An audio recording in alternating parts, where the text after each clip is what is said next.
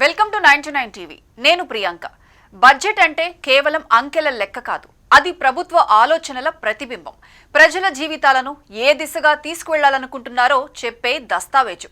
పేదలకు భరోసా ఇస్తుందా? రైతులకు అండగా నిలుస్తుందా? సామాజిక న్యాయాన్ని కాపాడుతుందా అనే ప్రశ్నలకు సమాధానం చెప్పేది బడ్జెటే. అలాంటి బడ్జెట్లో దళిత బంధు, రైతు బంధు వంటి కీలక పథకాలకు కోతలు పెట్టినప్పుడు తెలంగాణ అసెంబ్లీలో జరిగిన పరిణామాలు రాజకీయ వర్గాల్లోనే కాదు, ప్రజల్లో కూడా చర్చకు దారితీశాయి. ఈ ఏడాది అసెంబ్లీలో బడ్జెట్ ప్రవేశపెట్టిన వెంటనే దళిత బంధు, రైతు బంధు అనే పదాలు వినిపించగానే బీఆర్ఎస్ నేత హరీష్ రావు లేచారు. ఇది సాధారణ నిరసన కాదు, సభను స్తంభింపచేసిన పోరు. ఆయన చేతిలో బడ్జెట్ పుస్తకం ఉన్నప్పటికీ మాట్లాడింది మాత్రం అంకెల గురించి కాదు, బతుకుల గురించి, ప్రజల జీవితాల గురించి. ఇది బడ్జెట్ కాదు, విశ్వాసఘాతకం అన్న ఒక్క వాక్యంతోనే అసెంబ్లీ వాతావరణం ఒక్కసారిగా మారిపోయింది. హరీష్ రావు అడిగిన ప్రశ్నలు చాలా సూటిగా ఉన్నాయి. దళిత బంధు ఎక్కడకు పోయింది? రైతు బంధు ఎందుకు తగ్గింది? పేదల కోసం అన్ని చెప్పిన ప్రభుత్వం ఇప్పుడు పేదల మీదే ఎందుకు కోతలు వేస్తోంది అంటూ ప్రశ్నించారు. ప్రభుత్వాన్ని కుదిపేశాడు. ఇది ఒక పార్టీకి సంబంధించిన పోరాటం కాదని, దళితుల పోరాటమని, రైతుల పోరాటమని హరీష్ రావు స్పష్టంగా చెప్పారు. దళిత బంధు ఒక స్కీమ్ మాత్రమే కాదని, అది దళితుల స్వాభిమానానికి చిహ్నమని ఆయన గుర్తు చేశారు. రైతు బంధు కూడా ఒక సబ్సిడీ కాదు, రైతుకి ఇచ్చిన భరోసా అని వివరించారు. అలాంటి భరోసాల మీద కత్తెర వేస్తే అసెంబ్లీ నడవదని ఆయన మాటల్లో కాకుండా తన చర్యల్లో చూపించారు. ప్రభుత్వం తన వాదన వినిపించేందుకు ప్రయత్నించింది, కానీ ఆ వాదనలు సభలో పెద్దగా వినిపించలేదు.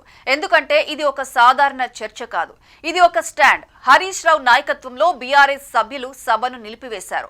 బడ్జెట్లో కోతలు వెనక్కి తీసుకునే వరకు సభ నడవదని స్పష్టమైన సంకేతం కూడా ఇచ్చారు. ఇది హరీష్ రావు రాజకీయ శైలి అని చాలా మంది వ్యాఖ్యానించారు.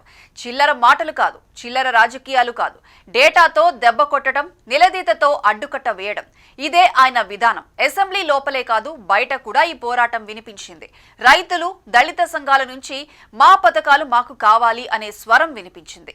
ఈ ఘటన ఒక విషయాన్ని స్పష్టంగా చెప్పింది. బీఆర్ఎస్ ప్రతిపక్షంలో ఉన్నప్పటికీ ప్రజాపక్షాన్ని వదల్లేదు. హరీష్ రావు ఈ రోజు మంత్రి కాకపోవచ్చు, కానీ బడ్జెట్ మీద ప్రభావం చూపే పవర్ సెంటర్ గా మారాడన్న అభిప్రాయం ఏర్పడింది.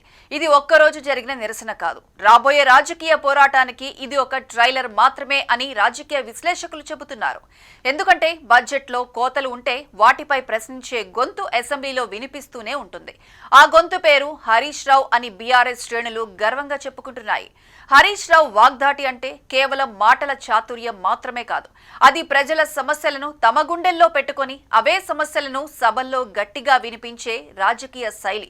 తెలంగాణ రాజకీయాల్లో హరీష్ రావు పేరు వినగానే ముందుగా గుర్తుకు వచ్చేది ఆయన ప్రసంగ శక్తి, ప్రత్యర్థులను ఇరుకున పెట్టే ప్రశ్నలు, సామాన్యుడి భాషలోనే చెప్పే ఘాటైన విమర్శలు. హరీష్ రావు మాట్లాడితే అందులో ఆగ్రహం ఉంటుంది, ఆవేదన ఉంటుంది, అవసరమైన చోట హాస్యం కూడా ఉంటుంది. ముఖ్యంగా సభలలో అయినా అసెంబ్లీలో అయినా ఆయన మాటలు నేరుగా ప్రజలకు చేరుతాయి. క్లిష్టమైన విధానాల్ని కూడా సరళంగా చెప్పగలగటం ఆయన వాగ్దాటికి ఉన్న ప్రధాన బలం. ప్రభుత్వ పథకాలు, అభివృద్ధి కార్యక్రమాలు లేదా అధికార పక్షంపై విమర్శలు, ఏ అంశం తీసుకున్నా ఆయన మాటల్లో స్పష్టత కనిపిస్తుంది. అసెంబ్లీలో హరీష్ రావు ప్రసంగాలు ప్రత్యేకంగా చెప్పుకోవాలి. ప్రశ్నోత్తరాల సమయంలో ఆయన అడిగే ప్రశ్నలు ప్రభుత్వాన్ని సమాధానం చెప్పాల్సిన స్థితికి తీసుకువెళ్తాయి. ప్రత్యర్థుల వాదనల్లో ఉన్న లోపాలను చురుకుగా బయటపెడతారు. అదే సమయంలో తన వాదనను గట్టిగా నిలబెట్టుకునే ధైర్యం ఆయన మాటల్లో స్పష్టంగా కనిపిస్తుంది. అందుకే ఆయన ప్రసంగాలు చాలా సార్లు సభలో హాట్ టాపిక్ గా మారుతుంటాయి.